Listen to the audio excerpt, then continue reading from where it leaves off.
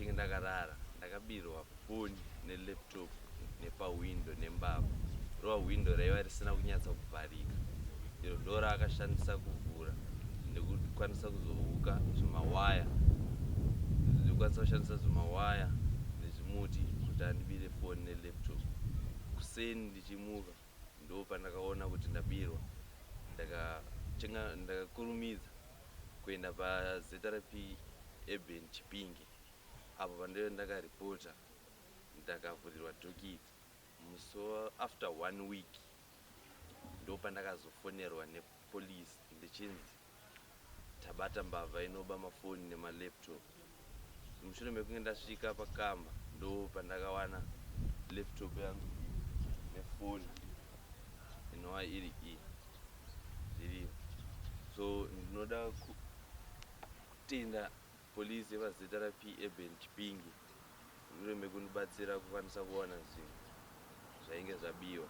Uyezve ndinoda kuyambira vanhu veruzhinji,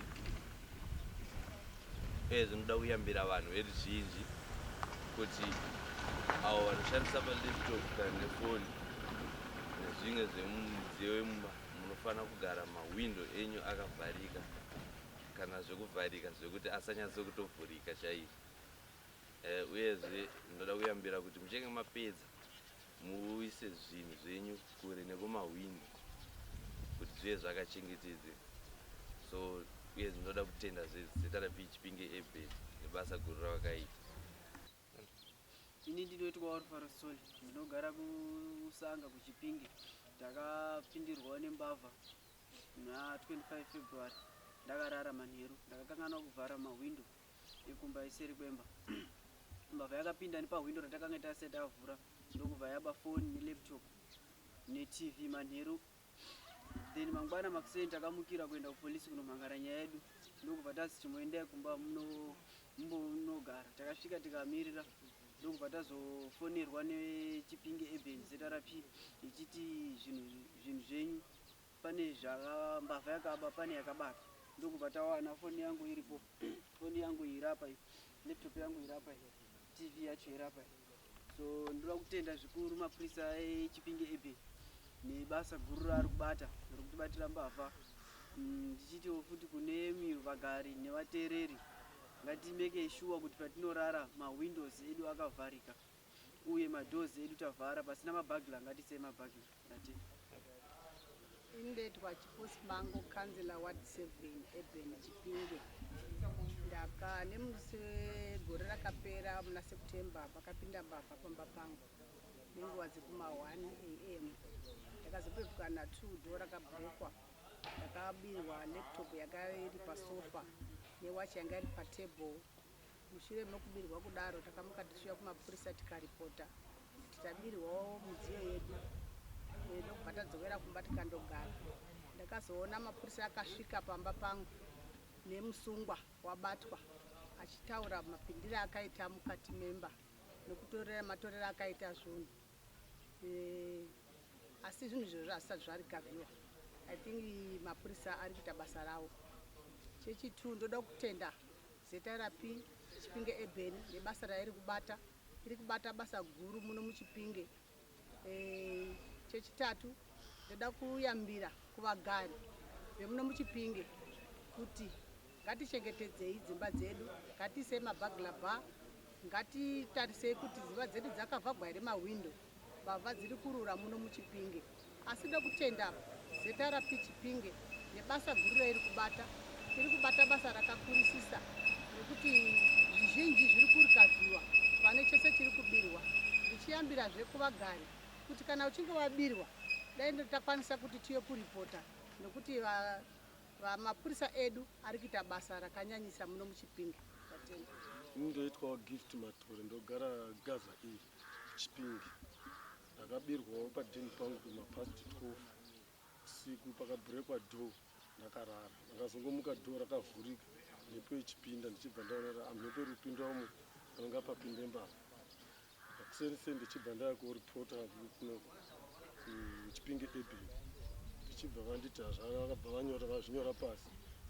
Zvakaitika muna November 25 November ndobva ndati ndaripota kudaro ndakasitozwawo pasina madhezi ndozwa ndakufonerwa kufunga wiki rine ndo pendakafonerwa ndichiziva mbavha yakaba padheni pako taidini taibata asi foni yacho haina kudzoka hayo but ndofunga chiri munzira mekuti iri kudini iri kudzoka nokuti vachiri kutsvaga mapurisa echipinge ebe saka da kutendwa mapurisa echipinge ebe akandibetsera kubata mbavha iyoyo nekuti mbavha yanga yanetsa nokuti nokutaurirawo vamwe kuti vasingavhari madhoo zvakanaka muvhare madhoo zvakanaka kuti paone kudini mbavha dzisapinda nekuisa mabhagila pa ndotendwa mapurisa echipinge ebe akandibatsira kubata mbavha. I'm Chief Inspector Ngwenya, Officer in Charge, Chipinge Eben. Recently, with the spate of cases of unlawful entry and theft cases, where criminals targeted Gaza Township and Usanga. As a result, we decided to come up with an op order to try and break this syndicate. Our PA details picked some information which led them to Checheche, where they arrested Temba Mhlanga. Temba Mhlanga admitted to breaking to 34 houses, and he made some indications. During these indications, police officers managed to recover various electrical gadgets, which includes cell phones and laptops. The accused person was taken to court, where he was tried and convicted and remanded in custody to 12th of June for sentence. I appeal to the members of the public to always work hand in glove with the police and supply information which will lead to the detection of these cases. As police, we also appeal to the members of the public to make sure that they leave their homestead are attended at all times. At night, they must ensure that they switch off the lights and ensure that windows are closed, doors are locked. This will help reduce cases of unlawful entry, as these criminals always target unattended homes, open windows and doors. Thank you.